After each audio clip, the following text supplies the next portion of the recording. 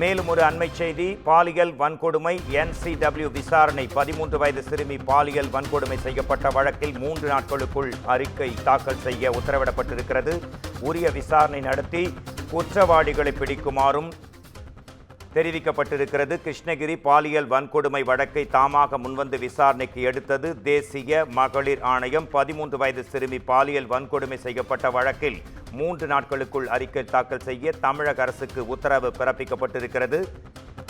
இது குறித்து நமது குமுதம் தலைமை செய்தியாளர் சிவா தரும் தகவல்களை கேட்கலாம். என்ன நடந்தது, என்ன நடவடிக்கை, கள நிலவரம் என்ன, விரிவாக.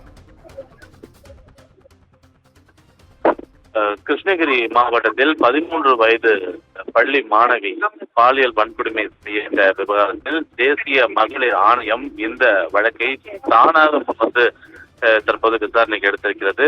இந்த விவகாரத்தில் தமிழக அரசு 3 நாட்களுக்குள் அறிக்கை அளிக்க வேண்டும் என்றும் உத்தரவு பிறப்பிக்கப்பட்டிருக்கிறது. குறிப்பாக கிருஷ்ணகிரி மாவட்டம் பர்கூரில் 13 வயது பள்ளி மாணவி NCC முகாமில் வைத்து அவர் பாலியல் வன்கொடுமை செய்யப்பட்டிருப்பதாக கடந்த 2 நாட்களுக்கு முன்பு செய்திகள் வெளிவந்த நிலையில இந்த விவகாரத்தில் NCC-யுடைய பயிற்சியாளர் உட்பட பள்ளி முதல்வர் என ஒட்டுமொத்தமாக 7 பேர் வரை தற்போது வரை காவல்துறையினர் கைது செய்யப்பட்டிருக்கிறார்கள். இந்த விவகாரத்தில் உரிய நேரத்தில் நேர்மையான முறையில் விசாரணை நடத்த வேண்டும் என்று தேசிய மகளிர் ஆணையம் DGP-க்கு உத்தரவு பிறப்பித்திருக்கக்கூடிய அதே வேளையில இந்த விவகாரத்தில் 3 நாட்களுக்குள் தமிழ்நாடு அரசு அறிக்கை அளிக்க வேண்டும் என்றும் தேசிய மகளிர் ஆணையம் தற்போது அந்த உத்தரவை பிறப்பித்திருக்கிறது. எனவே இந்த விவகாரத்தில் நேர்மையான முறையில் உரிய நேரத்தில் விசாரணை மேற்கொள்ள வேண்டும் என்ற உத்தரவும் 3 நாட்களுக்குள் தமிழக அரசு அறிக்கை அளிக்க வேண்டும் என்ற ஒரு உத்தரவும் தற்போது தேசிய மகளிர் ஆணையத்தின் மூலமாக பிறப்பிக்கப்பட்டிருக்கின்றது. மோகன்ராஜ், விரிவான தெளிவான தகவல்களுக்கு நன்றி சிவா.